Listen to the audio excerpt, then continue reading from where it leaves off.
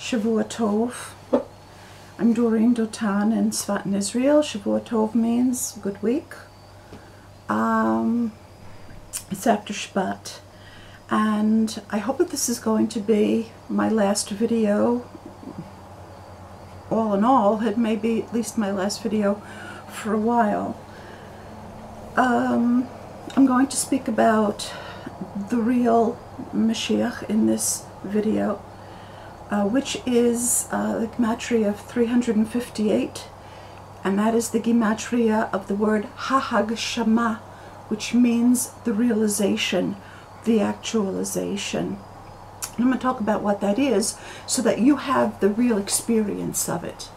Because much of what is said about Mashiach, both by Jews and by Christians, has truth in it. But because the people that are speaking about these things haven't actually had the experience, they're not expressing it well. And I hope to be able to give you that actual experience, because one experience is worth 10,000 pictures. The eclipse of the moon last night was the final eclipse of the Babylonian way of looking at things. That era ended yesterday. What happened was, one of the words for moon in Hebrew is levana, which means the whole heart, kol halev, right? And this was called a blood moon. It looked red, and we could see Mars under it. What we were looking at is blood coming into the heart. Now, the word domem, which means inanimate, has the word dam in it. Hamayim, which is the water. Hadomim, which is the inanimate. It's also the name of Ma'adim, the planet Ma'adim. All has to do with water and blood and the inanimate world. What happened last night was that the blood came into the heart of a higher world. And the world that was Bavel, which also means in the heart, Bavel, Balev or Levav, which is also heart, was eclipsed. And now we are fully in what is called Eretz Israel. Before I go into the explanation, I want to share an experience that my husband and I had, and it helped me, and I think it's going to help you bring this all into focus too. We were visiting in Yerushalayim. We're staying in a youth hostel. You know, all the young people think it's very charming that people our age hang out in youth hostels anyway. My husband had gone out for morning prayers, as he always does, and I wait for him at the Achsania, and then we have breakfast together. So he comes back and he says, I found a lovely place that sells smoothies in all different sizes. It's on King George Street, which was close to where we were. Let's go over there for breakfast. I said, sounds terrific. I had just become vegan at the time. So I guess this must be about 5 years ago. And so Danny said the place was closed, but by the time we get there, I'm sure it'll be open. So we got there at about 8:30 in the morning, I would guess. And we walk in, and there's a woman in the store.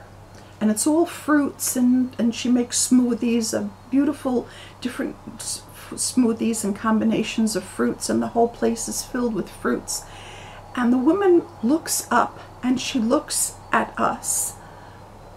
I have never in my life seen eyes like that, not before and not after.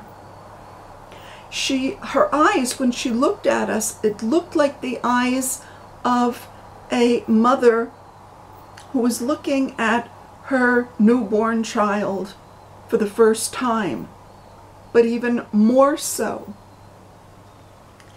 And when she looked at us with that looking at us like we were her newborn children. The woman looked absolutely intoxicated with adoration. But it wasn't a drunk kind of intoxication. It was a kind of intoxication of adoration that makes you completely serene. She was just sort of like so calm. And when she looked at us that way, I could see myself in her eyes. I could see what I was looking like to her. And I felt like I had been hit with a gong. I never saw anything like that before or after. And she not only looked at us that way, she asked us what we wanted. We asked her to make different combinations of smoothies for us, big smoothies like a liter, you know. And she looked at the fruits with the same expression in her eyes, like she was looking at her newborn child. She looked at the blender that way. She made the smoothies and she handed it to us with a smile, and I was going to go and pay, and she said, no, eat first and then you can come back and pay. I want you to enjoy it. And we sat down at the table outside, and the smoothies were absolutely perfect. The blend of the tastes and the consistency, they were absolutely perfect. And they were perfect because she had made them with perfect love. And we finished, and we went in to pay her, and she said, did you enjoy it? Was it good? And it was so important to her that we had enjoyed it. We said, yes, very, very much. They were absolutely perfect. And we paid her, and we left the store, and I remember feeling I went into absolute shock. I had never seen anyone on that high of a level before. Or after. And I said to myself, I want to be like her when I grow up. And I've spent the next 5 years trying very hard. I'm nowhere near like her. Don't make any mistakes. But I've been trying. And the next day, we decided we would go back to her to get another smoothie. So we come to the place, and there's no trace of the store. Am I telling the truth, Abba? Say yes so they can hear you. Yes. Okay. He nodded his head, and I wanted you to... When it comes to finding places, I'm just better than you. So. And he just said, when it comes to finding places, he's better than me. So if he couldn't find it either, I mean, this is true. His sense of direction is much better than mine. So we go back to where, and it's not there. And we thought, maybe we make a mistake? And we're walking up and down and around, and we went to the next street, and we're up at it. Where is this place? And we asked people, have you seen such and such a place? Have you seen such and such a woman? And they're all going, no. All of the storekeepers are looking at us like, no. She wasn't there anymore.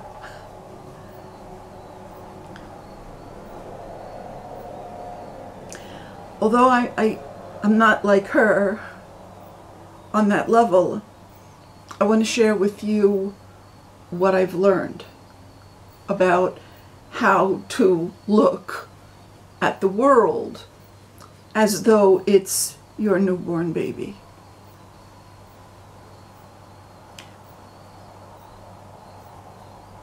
That is the birth through the eyes. Now, I want to teach you a few things about the eyes. The gematria of Israel is 541, which is the same thing as 1540, because Aleph is both 1 and 1,000. And that is the gematria of Ayin Yameen, right eye. It's also the gematria of Imcha or Imech, your mother. It is also the gematria of Elicha, which means coming to you. It's also the gematria of Hamamalachot or Mehamalkot, the kingdoms or from the queens. So the right eye is Israel. The left eye, if we spell the word small without a vav, as it's sometimes spelled, ayin small, it will be 1151, which is the same thing as 152, which is nekev, and that is kol eretz. If I do spell it, it means all of earth. So the right eye is Israel, and the left eye is all of earth. If I do spell small, which means left, with a vav, as it is also sometimes spelled in Torah, then it becomes 1157, which is Keren Yerushalayim, the light of Yerushalayim, the light of Jerusalem. It's also 158, which becomes Kol Chok. Chok is Benenu, our son. And so it becomes Adama, the land, and is our son. This is the true birth. Now the name Miriam is 850. One of the gematriot for Miriam is Shtei Enai, which means my two eyes. So I was talking in my earlier videos, I think 2 videos ago, about the birth through the eyes. This is what I'm talking about. Hahagshama, which I said is the realization, the actualization, is Mashiach. So what we call Mashiach is exactly what the Christians have been told. It's the birth of Miriam, but you haven't been told exactly how that works. It's the birth through your eyes, through Israel, your right eye, through the left eye, which is the rest of earth, and then all of this focuses together. Ein haneshama, the light, the eye of the soul. Well, ein, I would say it more correctly. Ein nishmati. Yes? Oh, ein haneshama. Let's do it that way. It'll be clearer. Ein haneshama becomes the word ofek. I will show you all of these gematriot. And that ayin, pei, and kuf, you know, is the word epic. But ofek is also the view. And that is the gematria of kisei, which is throne, and kuf is hamalka, the throne of the queen. So the throne of the queen is the eye of the soul, and that focuses together with your right eye, which is Yisrael, your left eye, which is all of earth, and then that all comes through. And when we learn how to focus that, that is what's called a Hagshama, Mashiach. That is when the inner vision becomes the actualization in the real world. How do we get there? People have asked, okay, how do we do this? And I will tell you how this is done. It is done the way this woman does it, by looking at everything as though it is your firstborn child, as though it is your only born child, because it is. Everything that we see, everything that we experience is the child of our soul, is the child of our consciousness. And this is how we have to relate to it. It is very important, in order to enliven the inanimate world and bring God all the way down into that. There's the expression, finding water in the desert, right? That Israel found water in the desert. What does that mean? מצאתי, I found, is another one of the gematriot for Yisrael, which is your right eye. Bamidbar is bamidaber, in that which speaks. And mayim, which is water, is also domem, which is inanimate. It is the level in which you find God at the speaking in the inanimate world. In order to be able to do that, we have to relate to the inanimate world. in a certain kind of way. Eden, is the same word as to be refined, adin. Rather than treating the inanimate world as though, oh, it's just an inanimate world, I can kick it, I can throw it, I can use it, I can dispose of it. We treat it gently. We relate to it with respect, and in so doing, we refine it. Eventually, we will refine it to a point where it will be as refined as the material that makes up our eyes.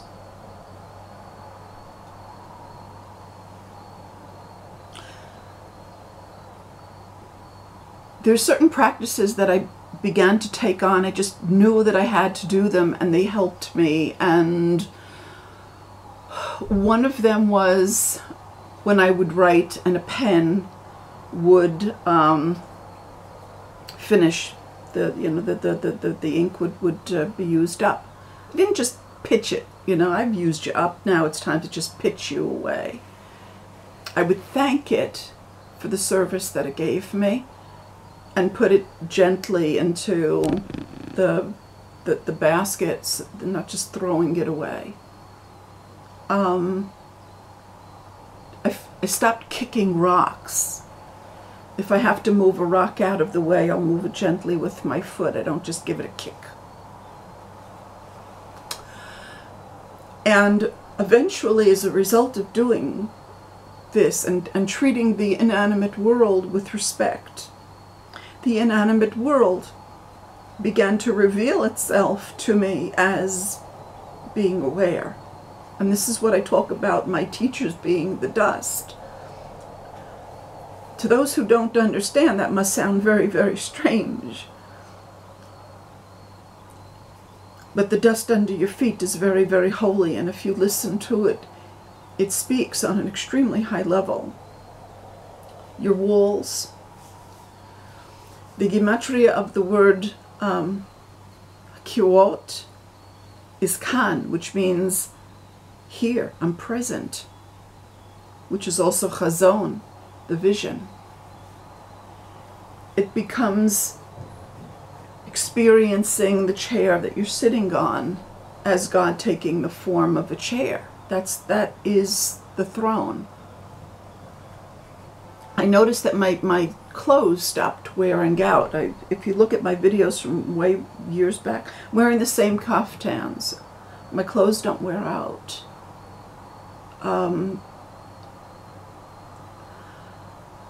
The way in which we relate to the inanimate world with respect brings all of the levels of godliness down through the world of that which speaks, and the world of that which lives, and the world of the vegetative world, and the world of the inanimate world. And that is finding water in the desert. Bamidbar is that which speaks. Mayim is domem, inanimate. The inanimate speaks. Matzati, my eye has seen. The inanimate speaking. And when that begins to happen, we see God all around us. It's everything. It's every grain of dust. And when you realize, this is what I'm trying to say to you, that God is taking the form of a grain of dust, and you begin to understand that dust in Hebrew, which is avak, is machaneh. That is the whole encampment. It's nachama, which is comfort. People who don't understand, when Moshe came down from Mount Sinai and he saw the encampment, and he saw the golden egel, they think that that he was seeing a golden engraved image of an egel. No, egel is the gematria of avak. What he saw was Zahav is the gematria of Ohev. That's David. He saw that. He saw the love in the machaneh. He also saw the love all the way down to the level of the dust. That's what he saw.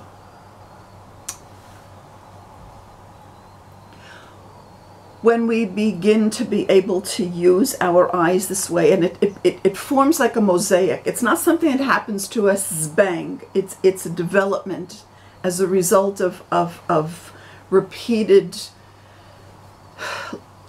attempts to look for the good, to find holiness, to see God in everything. It comes together very much like a mosaic. It's very interesting. It comes together like piece by piece, like a mosaic. And we start to see that light interacts with us differently. We start to see rainbows. We start to see rays of light. We look down at our fingers and we see that our fingernails are glistening. You see rays of light coming off them, and you see the light playing with your skin, with your hair, with your fingernails. You begin to see it in the light, and more and more and more from the level of light, it begins to build up to more to more built up compound materials, so that material itself, although it's compound, doesn't become dense. It remains transparent in its holiness enough for you to be able to see God's face in the material world. And that is what's called bridging the heavens and the earth. It is what's called making peace between Yehuda and Israel, the kingdom of the north and the kingdom of the south, that which is high up and that which is low down, and bridging that so that they become the same. And that is the real meaning of the Star of David, where that which is low reaches up and that which is high reaches down, and right in the center where they touch, that is where the light focuses and becomes God in actuality. Thank you for listening. And with this, I hope that not to make videos for a while. I want this all to sink in, and I want people to think about what I'm saying and have it start to influence all of Earth. By the way, one more thing, the gematria of Earth, which is 1101, which is the same thing as 102, excuse me, 102, is the Aleph and the Tzadi Sofit is Itcha, with you, and the Resh is Hineni Po, here I am with you. It's also Anachnu Po, here we are with you. And this is the way we have to come to experience Earth, as seeing Earth itself as God saying, here I am with you. Thank you for listening.